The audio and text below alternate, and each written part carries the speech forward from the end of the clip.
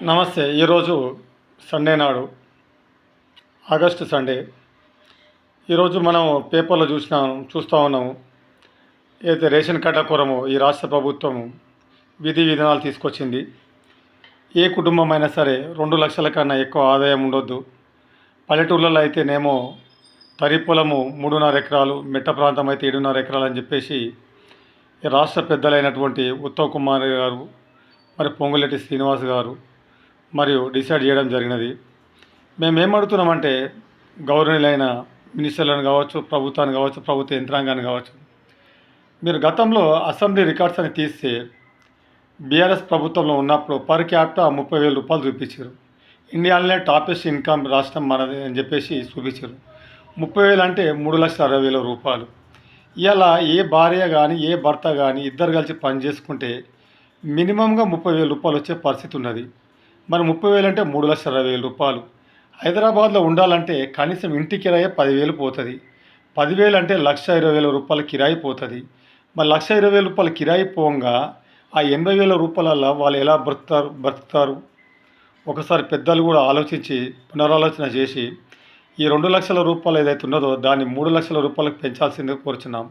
ఎందుకంటే పేదవాడికి ఆదాయం పెరిగినట్టు ఉంటుంది, మన పేదలను ఆదుకున్నట్టు ఉంటుంది. రెండోది, మనం ఇచ్చే రేషన్ కార్డుకి బియ్యం ఇచ్చేది కేంద్ర ప్రభుత్వమే కాబట్టి భారం కేంద్రం పైన కూడా ఉంటుంది కాబట్టి మనం కార్డులు 3 లక్షల వరకు ఇవ్వాల్సింది అని చెప్పేసి మేము కోరుచున్నాం. ఒకసారి ఆలోచిద్దాం. మీ రాష్ట్ర గణాంకాల ప్రకారంగా పర్ క్యాపిటా ఎంత అది ఫస్ట్ మీరు అనౌన్స్ చేయండి. అనౌన్స్ చేసిన తర్వాత ఇంటూ 12 కొడితే మీరు అన్న 2 లక్షల రూపాయల ఇన్కమ్ సరిపోతుందా సరిపోదా బేరో చేసుకొని చూడండి. ప్రజలు ప్రతి ఒక్కటి గమనిస్తూ ఉన్నారు.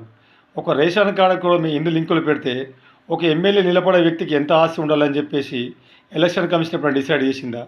ఇంత ఆస్తి ఉన్న వ్యక్తులు మాత్రమే ఎమ్మెల్యేకి నిలబడాలి, ఇన్ని కోట్లు ఖర్చు పెట్టే వ్యక్తి ఎమ్మెల్యేకు నిలబడాలని చెప్పేసి ఇక్కడ రాసున్నదా? పేదవాడికి ఇచ్చే రేషన్ కార్డు కొరము 2 లక్షలే ఉండాలి, అంతకు లోపే ఉండాలంటే ఈరోజు ప్రతి ఇంటికి ఒక బైక్ అయింది, ప్రతి ఒక్కరి చేతిలో మొబైల్ ఫోన్ అయింది. మరి పర్ క్యాపిటా పెరగకుంటే ఈ మొబైల్ ఫోన్లను ఎట్లా వచ్చినాయి, ఈ బైక్లను ఎలా వచ్చినాయి అని చెప్పేసి పెద్దలు కూడా గ్రహించాలి. ఎందుకంటే మేము చెప్పేది ఏమనంటే ప్రతి ఒక్కరి ఆదాయం ఈరోజు మినిమం 500 పైనే ఉన్నది, దరిదాపులో 1000 రూపాయల వరకు ఉన్నది. అలా చూసుకుంటే 4-5 లక్షల వరకు ఉంటుంది. 4-5 లక్షల సెలవులు అవన్నీ తీస్తే కూడా 3 లక్షల వరకు ఉంటుంది.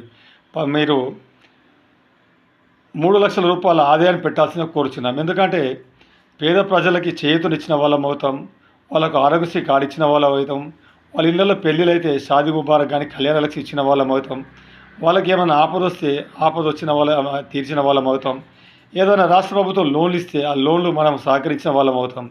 దీన్ని మీరు పెద్ద మనసుతో ఆలోచించి ఈ 3 లక్షల వరకు తీసుకుపోవాలని చెప్పేసి నేను మా బీసీ సంఘం తరఫున కానీ మా ఛానల్ తరఫున కోరుచున్నాం. దయచేసి ప్రజలందరినీ కూడా నేను ఒకటే కోరుచున్నాను, తెల్ల రేషన్ కార్డుని 2 లక్షలకి వెళ్ళి 3 లక్షల వరకు పెంచాలని చెప్పేసి మేము విజ్ఞప్తి చేస్తూ ఉన్నాం. ఈ వీడియో చూసిన ప్రజలందరూ కూడా, నా వ్యూవర్స్ కావచ్చు, నా సబ్స్క్రైబర్స్ కావచ్చు, చాలామంది కూడా మీరు కామెంట్ బాక్స్లో ఇది నిజమా కాదా అని చెప్పేసి కూడా కామెంట్ చేయాలని కోరుచున్నాను. ఎందుకంటే ఒక ఆటో డ్రైవర్ కూడా ఇవాళ 500 నుంచి 1000 రూపాయలు సంపాదించుకుంటున్నాడు. అది వేరే విషయం. ఆర్టీసీ బస్సు ఫ్రీ పెట్టిన తర్వాత వాళ్ళకి ఆదాయం పడిపోయింది. కానీ ఈరోజు ప్రతి ఒక్కరు కూడా సంపాదించడానికి చూస్తూ ఉన్నారు, ఎక్కడ కూడా టైం వేస్ట్ చేయకుండా సంపాదిస్తూ ఉన్నారు. కానీ పేదవాడికి ఆదాయం పెరిగిన వాడిని పేదవాడికే చూడాలి. ఈరోజు 5 లక్షల రూపాయల వరకు అయితే ఇన్కమ్ ట్యాక్స్ లేదు, మరి 2 లక్షల వరకు పెట్టడం అది ఎంతవరకు భావ్యం? దాన్ని 3 లక్షల వరకు తీసుకెళ్ళి పేదలను ఆదుకోవాలని చెప్పేసి కోరుచున్నాం. దయచేసి ప్రజలారా మన ఛానల్ని సబ్స్క్రైబ్ చేయండి, లైక్ చేయండి, షేర్ చేయండి. సమాజాన్ని మారుద్దాం, మన బతుకులు మార్చుకుందాం. ఇట్లు మీ కొత్త అశోక్ గౌడ్. దయచేసి మన ఛానల్ని సబ్స్క్రైబ్ చేయాల్సిందిగా కోరుచున్నాం.